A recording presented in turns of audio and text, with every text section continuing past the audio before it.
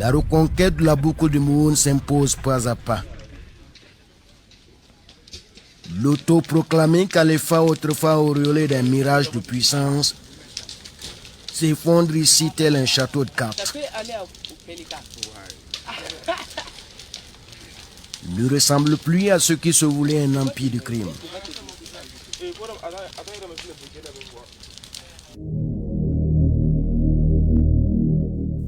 Dans ce fuseau tenu par des compagnies du 7e bataillon d'intervention rapide, il n'y a pratiquement pas de combat majeur. Certains terroristes, du moins les plus chanceux, ont franchi le fleuve et cherchent un refuge introuvable. Parce que les 10e, 18e et 23e bataillons d'intervention rapide quadrillent les fuseaux est et nord. Pas d'échappatoire. On nous annonce que le 10e bataillon d'intervention rapide vient de prendre le dessus dans une embuscade. Nous avons rendez-vous avec cette unité sur un autre fuseau les jours à venir. Nous sommes ici à Zamzaka. De là, nous embarquons pour l'autre rive du fleuve où nous attendent les compagnies des 18e et 23e BIR. Dans le ventre de l'hélicoptère perché, le silence est fait, les visages fermés. C'est la partie la plus importante de la forêt jouxtant des villages devenue un sanctuaire pour l'hydre terroriste.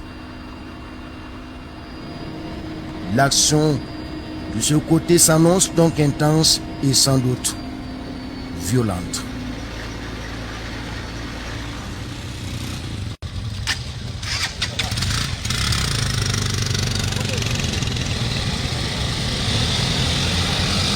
À deux reprises dans cette région où le quotidien est rythmé par l'urgence et l'adversité. Direction Loloni, avec une escale à Dinkena.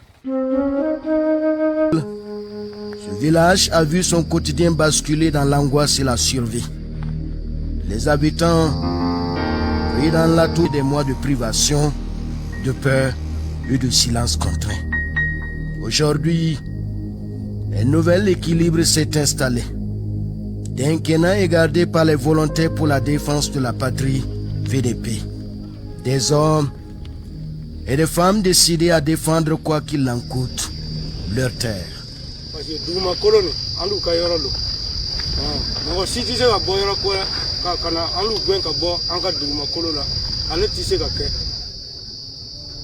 La vie reprend normalement et le drapeau flotte à nouveau. Tout de même, Dinkena n'a pas oublié ses blessures, mais elle résiste. Il garde espoir dans cette opération qui nous plonge dans l'inconnu de la forêt de Loloni.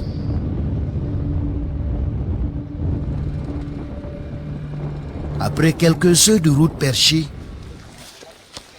la suite se fera à pied sur des dizaines de kilomètres.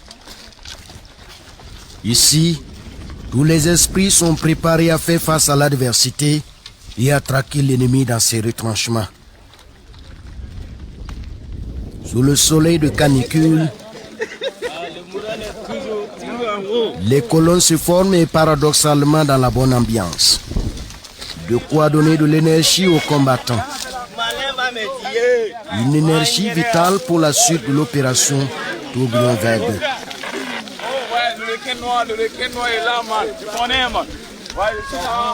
Le danger s'intensifie. L'adrénaline monte secrètement dans les veines.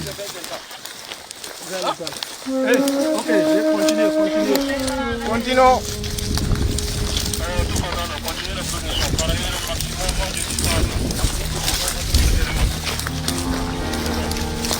Ce n'est pas seulement une bataille pour la survie que les hommes réclament.